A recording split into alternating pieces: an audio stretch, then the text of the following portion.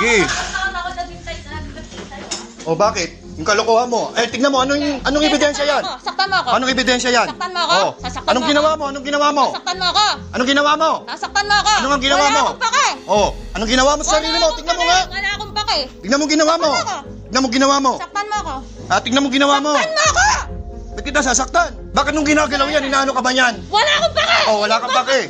Inimpose mo. Inimpose mo. Inimpose mo. Yung motor ng tatay ko. Hindi mo tinabas.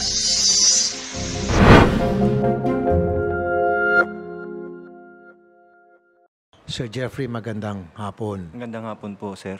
Nakakalungkot po na si Mrs. Siya po yung may problema rito sa relasyon ninyo. Siya pa yung may ganang manakit. Pwede bang pakikwento, sir? Kailan nag-umpisa itong problema nyo? Nung umalis po siya, nag-abroad po siya Saan po? sa Saudi po. Bali, 3 months pa lang po nakalipas, sir. Nag-iba po yung ugali niya sa akin, sir. Anong ibig sabihin na nag-iba? Anong klase po yung pinagkaiba Para ng pong ugali? nagagalit siya sa akin. Ganun. Palagi nagagalit? Palagi Nang walang nagagalit. dahilan? Walang dahilan po. Sa maliliit na bagay lang po. Anong halimbawa, sir?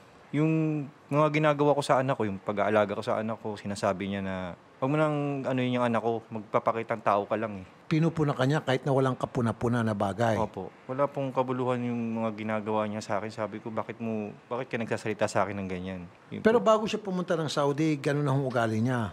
Hindi pa po, sir. Okay pa po kami. Alos nag-video call po kami ng 2 beses sa 1 linggo, ganun po. Nung nandito ka sa Pilipinas? Hindi po, nasa abroad na po siya Hindi, noon. nandito muna kayo, sir. Nung dito pa kayo, dito pa siya, nananakit na siya sa inyo? Hindi po, sir. Okay kayo. Okay po kami. Ilan po anak nyo? 2 po. Nung nandito pa siya, kayo po ay gardener. Opo. Ano pong trabaho niya noon dito? Gardener po ako sa Quezon City, sir. Siya po. Sa bahay lang po. So, maganda yung inyo pong pagsasama until na mapunta sa abroad, doon nagbago na po yung kanyang ugali. Opo, sir. Nag-umpisa doon yung una pala, nung pagdating sa Saudi, nag-video call pa kayo. Opo. Twice a day. Opo. At what point po na nakita niyo yung pagbabago niya? After a week? After a month? Week po, sir. 1 linggo lang? Opo, nag-iba na po. Yun ang po yung sinasabi niyo, pinupuna-puna ka na niya kahit na Opo. walang kapuna-puna. Opo, sir. Ano pong naging reaksyon niyo? Yung kinakabahan po ako sa kanya. Nung Ano nangyayari. yung sabihin na kinakabahan, sir? Kinukutuban po. Dahil? Dahil po sa ginawa niya yung parang napapansin ko na po na parang ba't laging galit? Nakakukutuban na po ako sa mga ginagawa Laging niya. galit sa iyo na Opo. wala naman dapat dahilan para Opo. siya'y magalit. Hindi niyo po sinata siya na ano bang kasalanan ko, bakit palagi ka mainit ang ulo sa akin? Nasabi ko naman po yun sa kanya, eh, wala daw po akong pakialam sa kanya, wag ko na daw po siyang pakialaman, sabi niya. Ganun lang. Opo. So ano pong naging reaksyon niyo nung sinabi niya, wag mo na akong pakialaman? Yun po, lalo po kung para pong na-stress na po ako sobra. Sabi na, nagkatrabaho po ako na lagi ko po siyang naalala, niisip. Sabi ko, ano ba nangyayari sa kanya? Ganun po yung iniisip ko. Ilang taon po yung mga anak niyo? Yung panganay ko po, 7, yung bunso, 4. Alam ho ba ng mga bata itong nangyari sa inyo? Sir, nung nandito pa yung kasama ko pa po yung mga anak ko, nagbibideo call po sila. Nung may gulo na po kami noon eh. Bali, 1 taon na po nakalipas. Hindi ko naman po pinagdadamot sa kanya yung tawagan niya yung mga bata. Kinakausap niya yung mga bata, nilalapit ko pa sa kanya kahit na nag-aaway kami. Ang ginagawa ko, kinakausap ko sa kanya yung mga anak. Karapatan niya kasi yun. Okay. Yung sa video po na sinasabihan kanya saktan mo siya hanggang sa kayo po ang sinaktan niya. Opo. Saan parte po yung kailan po nangyari yun? Sir, nung tumawag po sa akin dito sa ano niyo po, Andito na sa siya noon? staff niyo po. Pagkatapos po akong kausapin nun, dumating po siya. Saan pong lugar yun yung... Doon po sa tapat ng gate, kinakalagpag niya po yung gate. Sabi niya, kaya akong bumili ng gate. Sabi niya gano'n sa akin. Okay. Nakaupo po ako doon sa upuan. Dali yung motor po, nakatumba na po talaga yun. Pumasok siya. Tsaka ko lang naisip na kunan ng video nung dumampot na siya ng bakal nga na pamalo sa akin. Napalo po kayo. Opo. Yung po bang kauna-una ang pagkakataon na kayo po inasaktan niya o Yun pa meron lang po. Yun pa lang po. Pero siya po, hindi ko po nasasaktan yun, ma'am. Sir. first time pa lang? Opo. Pero kayo hindi kayo nanakit? Hindi po. Sure kayo, sir? Opo. Sure na sure. Sure, sir. Magandang hapon po, ma'am. Magandang hapon din po, Senator Rafi Tulfo. Opo. Ma'am, andito po si Mister at ang kanyang reklamo, parang baliktad nga, sinasaktan siya ng kanyang misis at kayo nga po yun. Yung pong video ng pananakit niyo po sa kanya kasi nakakapagtaka, dati raw okay naman kayo and then nung pumunta ka ng Saudi, nagbago na po ugali niyo hanggang pag-uwi niyo rito, nananakit na po kayo. Ano pong nangyari, madam? Ganito po yun, sir. Taon po ng 2019, nag-abroad po ako. Gawa nga po ng, hindi na po kami okay niyan ng asawa ko na yan. Dahil marami pong bisyo yan, sir eh. Tapos, hindi po kami pinapakain ng maayos ng mga anak ko. Kaya po, nagawa ko pong mag-abroad. Okay. Ngayon po, sir, nung unang buwan ko po sa abroad, inirequest ko po yan sa amo ko, sa madam ko, na sumunod po para po maayos po yung namin at the same time po yung marriage po namin. Kasi po malabong-malabo na po talaga yung relasyon namin before. Kasi ganun po yung gawain niya. Ngayon, sir, nung nirequest ko na po yan sa amo ko, nagpadala po ako ng 18,000 po. Sabi ko po sa kanya, since na ida-direct hire siya ng amo ko, bibisahan na lang siya at meron na rin naman na siyang passport. Ngayon po, ang gusto ko po mangyari is magkalisensya siya, sir. Opo. Ngayon, sir, hindi niya po ginawa yun. Nag-alibay po siya sa akin ng unang buwan. Ngayon po, nagpasensya po ako noon. Sa pangalawang buwan po, nagpadala po ulit ako ng 20,000, sir, para po, wala na siyang may alibay po. Kasama na po doon yung sa pagpapakabit ng tubig, tsaka yung sa kuryente po, sir. Ngayon po, sir, ang pangalawang alibay niya po sa akin is expired na raw po yung medical. Yung medical po doon sa pagpapalisensya po, sir. Okay. Ngayon po, nagpasensya na naman po ako. Medyo nasa abroad po ako noon, sa kagustuhan po pong dalawa po kami. Maayos po yung sa aming dalawa at the same time, mabigyan po ng magandang future yung mga anak namin. Na that time, awang-awa po talaga ako kasi po ang papayat. Di po kami kumakain ng 3 beses sa isang araw. Pinapakain niya kami, puro isda. Hindi naman po ako sa nagre-reklamo, sir. Ma'am, ano po masama sa isda? Ako po araw-araw halos everyday Wala isda naman po ang kinakain ko, sir. ma'am. Wala Isda naman at po gulay. masama sa araw-araw kumain ng isda, sir. So gusto niyo po Ang steak inaano ko steak po, araw-araw? Ay, hindi po, sir. Crispy pata. Hindi naman po ako mapaghangad na asawa that time po. Kung ano po yung kaya niyang ibigay, tinatanggap ko po. Actually, sir, tinutulungan ko pa po siya kahit po buntis ako noon. Nagtatrabaho po ako, nagsa-sideline po ako, nangangatulong po ako, nagja-janitor po ako, nagja-janitress po ako. Tinutulungan ko siya, sir. Ngayon po, lahat po ng mga atraso niya sa akin before, hindi ko na po pinapansin yung kasi gusto ko po, yung marriage po namin is mag-workout. So gusto niyo po yung marriage niyo mag-workout. Sino po nakabuntis sa inyo? Ibang lahi po. Okay. So kung gusto niyo po mag-workout yung marriage ninyo at gusto niyo po, sabi niyo kanina, na maging maayos po ang future po ninyong dalawa at ng pamilya niyo, ba't ka nagpabuntis sa ibang lahi? Ito pong pagpubuntis ko, sir, hindi ko naman na po inaano to, sir. Hindi ko naman po nilulusutan. Nandito na po yan. Bago lang po to.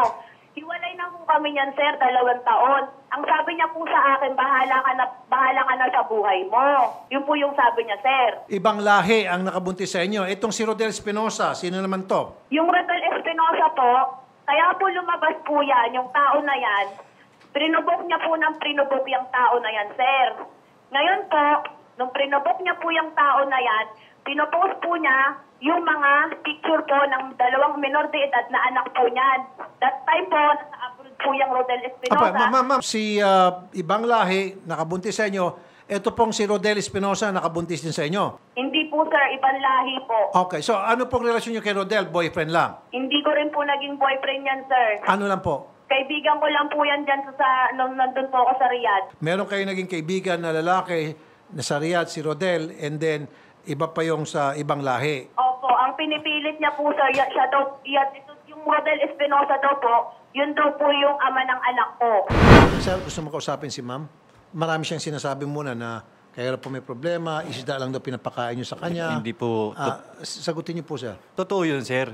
Isda ang ulam namin. Kasi, sir, nagkatrabaho ko sa fishport eh. Hindi, para sa akin, sir, yung isda, okay yan. Opo. In fact, halos everyday, isda ang kinakain ko, isda gulay, Opo. bibihira kumain ng karne. Opo. Sige, sir, sagutin niyo po, sir, yung sinasabi niya. Yung pinadala niyang pera, sir. Kung tutusin, sir, yung pinadala niya na yun, pinabayad namin sa utang yun, sir. Eh. Bago siya umalis, sir, may utang kami. May utang kami sa 123 loan. Para makalabas siya, Opo, processing para fee. makapag-abroad po. Okay. Tapos may utang pa po kami sa tao kasi yung ATM ko isinanla namin. Yun po. Tapos bukod pa po yun sa mga tao na inuutangan ko na paggastos namin. Yung about naman naman po dyan sa may 123 loan na yan at sa mga tao po na yan, nag-iwan po ako sa kanya malinis na 15,000 po. Ang sabi ko po sa kanya, bali 40,000 po yung niloan ko noon. Kompleto na po grocery, may washing machine na po kasi ayoko po siyang mahirapan pagka maglalaba-laba po siya ng mga damit ng bata kasi po nagtatrabaho po yan eh. Ngayon po, totoo po yun, yung may utang kami sa ATM. Ngayon po sabi ko sa kanya, pagkaalis ko, bayaran mo, ibalik mo kasi yun yung pangako po namin sa tao. Ngayon po, Ma'am, sorry ma'am, umaba po tayo ma'am. Okay, ito na lang po ma'am. Una yung pananakit, hindi niyo pa po sinasagot. Kumbaga, kung tayo po yung nagbibiyahe by land, baka nakarating na po tayo siguro sa Apari, sa Hulo. Ano po? Pakisagot lang po yung pananakit and then pangalawa, yung kayo po yung nabuntis nitong ibang lahi. Masakit po yun. At alam niyo po ma'am, delikado kayo, baka mabitay pa kayo dyan sa Saudi, bawal po yun na may asawa kayong tao at kayo po yung nagpabuntis. At Sir, pwede ho kayo ma-deport at baka hindi deport, baka makulong muna kayo bago kayo ma-deport. Sir. Kaya nga po sir, umuwi nga po ako. Nandito na sa Pinas. Nandito na nga pala. Okay. Ngayon, yung pananakit, ma'am. Bakit Yung sa niyo po siya pananakit sinaktan? naman po sir, ang sabi niya po kasi sa amin, ng tito ko, tsaka po sa akin, bago po ako pumunta dun sa bahay, ang sabi niya po sa akin, nung nagbi-video call pa kami, makita lang kita, alis na ako sa bahay. Kasi po yung bahay po na yan, hindi naman po sa akin yan. Sa tatay ko po yan at may magpapatunay naman po na hindi naman po talaga kami yung naglabas ng pera dyan, sir. Sir Jeffrey, anong gusto niyo mangyari, sir? Sir, gusto kong makasuhan sila nung lalaki niya. Kasi may record po ako na nakausap po yung lalaki. Nanganak na po si Mrs. Hindi pa po. Buntis ngayon? Opo. Okay. At meron kang record? Ano po yung record? Yung record po nung tumawag sa akin yung lalaki. Sino yun? Si Jeffrey o yung ibang lahi? Yung Rodel po. May Pero tattoo. sino ba nakabuntis? Sabi niya, ano raw? Sir, may tattoo siya dito, sir. Nagpatattoo siya eh. Sino? Si Eloisa po. Si Mrs. may tattoo. Na Rodel dito po. Nagpatato sa may balikat, Opo. sa may malapit sa dibdib ng Rodel. Opo. Na yung sulat sa Saudi. Arabic. Yung sulat. Arabic. Tapos Okay. may number, may numeral number na may 2019, 2022 dito. 1920, 2022. Opo. Tapos nakalagay Rodel. Opo. Sure ka, Rodel Espinosa yung nakatato sa akin? Ano po yung nakatato sa inyo, ma'am? Anong nakalagay doon sa tattoo niyo, ma'am? Pangalan ko po to, sir. Sino yung si Rodel na nakalagay doon sa inyong nakatato sa inyo? Hindi ko po alam sa kanya, sir. Nakalagay doon Rodel 2022. Wala pong 2022, sir. At wala rin pong Rodel Espinosa na nakatato sa akin, sir. Ano po yung nakalagay doon sa tattoo, ma'am? Ano ibig sabihin nun? Pangalan, sir. Sinabi ko na yan sa kanya, matagal na. Kaninong pangalan po yon? Wala dito, ma'am. Reklamo niya po na Yung record na lang ng lalaki, ma'am. Tinawagan daw po siya ni lalaki, itong si Rodel. Sa akin, sir. Dinagana niya yung tiyan ko. Buntis ako nun, sir. Siyempre po, nag-self-defense po ako kung ano na lang po yung nahawakan ko. Kaya ako po siya na ano po sa ulo. Hindi totoo yan, sir. Anong hindi totoo, Jeff? Umaming ka, Jeff. Ang nangyari kasi niya, sir, nung dumating siya, Napakasinungaling mo, yung kahit cellphone niya kailan, nakatutok sa akin. tapos sasabihin mo Kinakalampag sasabihin niya yung mo sa gate. akin, wala na akong pinaniniwala. sabi niya sa akin, naka-live daw ako. Yung nangyari, inagaw ko yung cellphone. Sabi ko, bakit mo ko kinukunan ng live? Inabot ko yung cellphone. Alam mo kung ano yung dahilan. Pinicture ko yung paraphernalia mo doon para mabilis mo. Di ba nireset mo nga yung cellphone ko? Yan, isa pa yon. Yung sinasabi niyang drug sir. Yung sinabi niyang drug sir sa bahay, yung araw na yung pag-uwi ko ng bahay ng umaga, yung kapitbahay namin nagsabi, yung asawa mo pumunta dito ng alas 11 ng gabi. Kasi sir, pang gabi po ako sa trabaho eh. Iniisip ko po, kasi sinasabi niya nagda-drugs daw ako, addict po daw ako. Ang ginawa ko, sabi na, naisip ko na kagad po na baka nagtanim ng drugs sa kwarto to, hindi ko namang gawain mag-drugs. Eh, di ba matagay ka naman ng droga? Nandiyan pa lang ako. Kaya nga umalis ako ng abroad eh. Kasi marami kang Yes. piso. Hindi totoo yung sinasabi mo, ako nagda-drugs. Ma'am, paano ito? Gusto kayong makasuhan ni Mister? Madam, Sir, pwede parinig ko yung boses ng lalaki, yung tumawag sa akin. Okay lang po. ano pong sabi ng lalaki? Ito po, pakinggan niyo, sir. Sige po, ano sabi ng lalaki? Kakasuhan niya po ako, sir. Opo, kakasuhan po kayo kasi... Okay, Kasi... sir. Kakasuhan niyo po. Malis na lang po siya ng bahay ng magulang ko. Huwag na po siya mag-stay doon. Gawin niya na lang po yung gusto niya gawin at magka-counter po kami. Opo, ano po ika-counter niyo, ma'am? Yung tinotorture niya po yung utak ko nun sa abroad. Iniinggit niya po ako sa mga anak ko. Tapos nag-post Ano pa, sir? pa siya na may post pa siya doon na nandun yung dalawang bata. Ang sabi niya po, edit ko daw po, ilagay ko daw po sa bagong FB ko. Yung iniinggit ka niya sa inyong anak, torture na po para sa inyo yon? Opo, sir. 3 beses po ako nag-refuse to work, sir. Pinakausap din po ako ng amo ko sa mga sa psychology po kasi po hindi na po ako nagtatrabaho na maayos. Iyak po ako ng iyak. Araw-araw po akong umiiyak. Ma'am, hindi po ako psychologist, ano po? At hindi rin po ako abogado. Pero yung sinasabi niyo po, ma'am, na torture yun, inggiting kayo sa anak ninyo, parang malayo po ata sa katotohanan. Anak niyo pareho yon at iniinggit ka. Paanong inggit po, ma'am, kung pwedeng maging specific kayo? Paano kayo iniinggit at naging torture na agad yun? Sir, malinis naman po yung intention ko sa mga anak ko, sir eh. Hindi, ma'am, kasi sabi mo, ang pang-counter mo, kapag dinimanda ka ni sir, ang counter mo, yung kakasuhan mo si sir ng torture. Tinanong ko, paano naging torture? Kasi iniinggit ka ni sir sa inyong anak. Anong klaseng inggit? Paano ba yung torture para sa iyo? Hindi po niya sa akin pinakakausap ng ilang buwan po yan. Tapos bine-brainwash po niya yung mga bata na meron na daw po akong ibang pamilya dito sa abroad. Totoo yan, sir? Hindi po, sir. Hindi totoo. Hindi po totoo yun. Okay. Anak ko sa akin, nakikipuyo So, hindi po ako sa pinapakiusap iba't yung anak ibang ninyo, tao. hindi pinapakiusap sa yung anak ninyo, pero sabi ni sir, hindi totoo. Okay, ano pa yung pangalawa, ma'am? Yung pangalawa po, sir, yung sa magulang ko naman po, yung sa nanay ko po na senior citizen po, na pinalalandakan niya po sa labas namin, na pati nanay ko, daw po ako daw po pokpok malande. Hindi daw po marunong magturo ng maayos yung magulang ko. Totoo, sinabi mo, pokpok siya pati nanay niya? Hindi po, sir. Okay, hindi mo na sinabi, dininan niya. Okay. Ano pa, ma'am? Yung pangatlo, sir, yung pangaangkin niya sa bahay. Pangatlo, pang-angkin sa bahay. Ibenta daw po yung bahay. Tapos maghahatian daw po nila ng magulang ko. Kahit wala pong abiso po sa akin. Okay, sandali Tapos po. may dalawang Okay, sandali po. option. Ma'am, excuse me.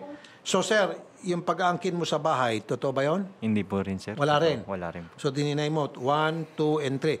So, ma'am, lahat ng lahat ng aligasyon nyo ay tinatanggi ni sir.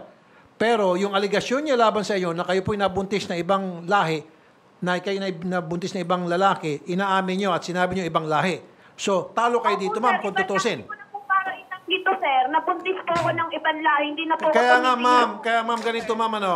So, pagdating sa korte, kayo po mismo, inaamin nyo na kayo ay nabuntis ng ibang lalaki. Isa yan. Ang sabi nyo po, ma'am, ang inyo pong counter ay dito kay mister, tinotorture kayo. Anong klaseng torture? Sabi mo, hindi pinapakiusap sa iyo yung inyong anak ni sir. Pero dinidinay ni sir. Pangalawang aligasyon nyo, tinawag niyang pokpok ikaw at saka magulang mo na malandi na dinidinay ni sir. Pangatlo, inaangkin yung bahay ninyo na sabi mo labang kay sir na dinidinay ulit ni sir. Meron kayong tatlong akusasyon na lahat ay dinidinay ni sir. However, si sir, isa lang akusasyon laban sa iyo na ikaw ay nagpabuntis sa ibang lalaki na inaamin mo. So pagdating sa korte, ma'am, talo ka. Nga po ako sa abroad ng ibang lahi po, ng ibang lalaki po. Kaya nga, Inaamin- ma'am, yun po yung inaano niya dito inireklamo laban sa inyo na kayo po yung nagpabuntis sa ibang lalaki at inamin nyo, sabi niyo, oo, pero ibang lahi. Pag-amin na rin po yun. O, dito kayo maipit, ma'am. Samantalang yung aligasyon mo sa kanya na torture, tatlong aligasyon mo para dinify niyo bilang torture, dinideny ni sir. At Attorney Garrett, Yes, sir. si Mrs. nagpabuntis sa abroad, inamin niya, pero ibang lahi daw yung nagbuntis sa kanya. Meron bang kaso yon? As to criminal liability, Sir Rafi, wala po. Unfortunately for us, no, unlike po kasi sa VAUSI, kung saan nabuntis ng lalaki sa ibang bansang babae, we might consider it psychological abuse. Hindi po kasama ang lalaki sa coverage ng law na yon. So, wala pong criminal liability. Dahil yung adultery nangyari rin po sa labas. So, ibig sabihin, walang criminal liability para kay Mrs. kahit na siya ay nabuntis inside marriage. Yun nga lang sa ibang bansa, ng ibang lahi, walang criminal liability si Mrs.? Wala po. Dahil kung gagamitin po natin ang offenses sa ating revised penal code, meron po kasing clause ang revised penal code natin na kailangan nangyari yung crime sa loob po ng ating bansa. Now, yung exception po kasi doon, kapag yung isang element ng crime nangyari dito sa Pilipinas. Kung VAUSI sana to, sir, at babae sana yung naapektuhan, meron sana tayo. Sasabihin natin na psychological abuse yung nangyari dahil nagpabuntis at gumawa ng bagong pamilya yung isang partner abroad. Pero unfortunately, hindi po kasama ang lalaki sa violent. Teka muna, okay. Kung baliktarin natin at si lalaki ang nagbuntis ng ibang babae, kahit nasa abroad, pwede magdemanda si Mrs. VAUSI. Yes, I would argue, yes, sir. Kasi may case na po ang ating Supreme Court na sinabi ang psychological abuse as long as ang victim nandito sa Pilipinas, pwede pong masampahan ng kaso. Oh. Pero only for vowsy, sir. Paano naman tong si Mr. Psychological din, itong tinatamo niya na stress siya, na depressed pa siguro, pwede natin sabihin dahil si Mrs. nagpabuntis sa ibang lahi. Yun lang, sir. Wala pa tayong applicable law for male victims po ng psychological abuse. Aha. So, he will have, yun po yung kakulangan natin at this point. So pag si Mrs. nabuntis sa ibang bansa, doon nangyari pagbubuntis, tapos sinabi nga ni Mrs., inamin niya ibang lahi, so walang kaso. Wala po, sir, kasi hindi po sila saklaw ng ating penal laws outside of the Philippines. Aha. So kapag si Mr. naman, baliktaran natin, nakabuntis sa abroad ng ibang lahi, at si Mrs. nandito, pwede magdemanda si Mrs., gagamitin yung vowsy law dahil Yes, sir. psychological. Yes, sir. Magiging psychological abuse po Abuse. yun, lalo na kung umabot sa depression or matinding pagkakalungkot. So one-sided yung batas dito. As of now, yes, sir, it only entertains yung protection ng isang gender, no? Hindi po niya inaalala na nangyayari rin yan sa lalaki. Itong kulang sinasabi sila. ko, eto pa, di ba? Meron tayong batas laban sa battered wife, pero wala tayong batas laban sa mga wife na nambububog sa mister. Walang protection ng mga battered husband. Yes, sir. Actually, kasi ang iniisip ng tao, abuse is only physical, but that is clearly not the case. Meron nga economic abuse, meron psychological abuse. Bukod pa sa sexual abuse, Sir Rafi. So, dapat po siguro, irepaso natin yan para hindi naman mangyari ulit to. Yan ang gagawin natin, Attorney Garrett. Okay. Yes, sir. Now, sabi ni Mrs., magpapile daw siya ng kasong torture labang kay mister. Ano yung torture para sa kanya? Tinanong ko. Sabi ni Mrs., nung nasa abroad daw siya, hindi pinapakiusap ni mister yung kanilang mga anak kay Mrs. Pero dinidinay ni mister. Pangalawa, tinatawag daw ni mister si Mrs. at yung kanyang nanay, mother-in-law, na at malandi, na dinidinay naman ni mister. Pangatlo, inaangkin daw ni mister yung bahay nila ni Mrs. na dinidinay naman din ni mister. Para kay Mrs. torture daw yun. May torture ba doon? Hindi po, Sir Rafi, kasi very strict ang definition ng torture under our laws. Yung Anti-Torture Act natin ang i-define yan ngayon, which is pag sinasaktan mo ang isang tao under detention to either solicit yung information or to get a confession from them. Hindi naman ganun yung scenario dito. I can't call it torture. And also, Sir Rafi, dagdag ko na rin lang, yung pagtigil niya sa pagkausap sa kanyang asawa, I think defensible yan eh. Kasi it's only for the best interest of the child. Inamin nga po ni Mrs. dito na siya ay may kalabuyong iba. So it's for the protection of the child na hindi niya kausapin yung nanay niyang buntis sa ibang lalaki. Okay, so walang torture doon. Sige, Sorry, sir. thank you, Attorney Garrett. Maraming salamat rin, Senator Tuso. Ma'am, Hello po, sir. pasalamat po kayo sa gumawa ng batas ng vowsy law dahil lusot po kayo. Pwede pa kayo magpabuntis ulit sa ibang lahi next time. Hindi na po, sir. Hindi na? Okay. Pero wag na kayo magpabuntis dito sa Pilipinas. Pag nagpabuntis kayo sa Pilipinas at kay Rodel, may kaso ka na. Pero kung halimbawa lumabas ka ulit ng bansa, magpabuntis ka ulit, pangatlo, pangapat, 5, 6, 7 hanggang 1 dosena, wala ro kaso. Ang galing ng gumawa ng batas natin, Hindi na ano? po, sir. Hindi na, okay. Leso na po sa akin yun, sir. Sir, meron po akong complaint din ako sa kanya. Ano po yung complaint nyo labang kay Sir Jeffrey? At sir, dinay niya po na hindi daw po siya addict. Kahit po kitang-kita ko sa mata ko, pati po yung kung paano niya tratuhin yung magulang ko, gawain po talaga ng addict. Ma'am, Sir, ma'am, napapalayo tayo. Ma'am, doon sa pagbubuntis, nakalusot ka na. So, bumabuelta ka dahil alam mo, hindi lulusot yung torture. Ngayon naman, addict naman ang bato mo sa kanya. Sir, usap kang dalawa, addict ka raw, sabi niya. Alam mo, nung umuwi kayo ng bahay, kasama mo yung tomboy, marami nagsabi sa akin mga kapitbahay na pumunta kayo ng bahay, nang halughog kayo ng bahay. Dahil naka-barangay protection order tayo. Nung pag-uwi ko ng bahay, naalala ko kasi sinasabi mong adik ako, iniisip ko, baka nagtanim ka ng drug sa bahay. Totoo nga, sir, nagtanim talaga ng drug, sir. Nandito ako sa Maynila, ako na nga yung nag-adjust. Umuwi ka ng bahay alas 11 ng gabi. Hindi ako umuwi, Jeff. Naka-stay ako dito sa bahay ng kaibigan ko. Okay. Kaya kung... Umuwi ka ng bahay, mga kapitbahay ko Okay, nagsabi. ito naman. Ito, sandali po. May request tong mga netizens natin, which I agree, really, para maging fair din, sir, ano? Kasi umamin naman siya, nabuntis siya ng Opo. ibang lahi. Ngayon naman, para merong allegation si Mrs., Opo. para maging patas tayo, willing daw kayo magpa-drug test. Opo.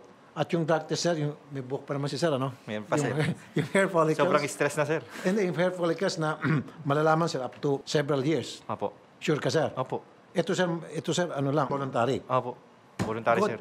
Para mapatunayan, sir, kasi binibintangan kayo ni Mrs. na Opo. addict daw kayo. Opo. Good. Sige po. Ayan po, ma'am, willing si Mr. na magpa-drug test. Okay po, sir.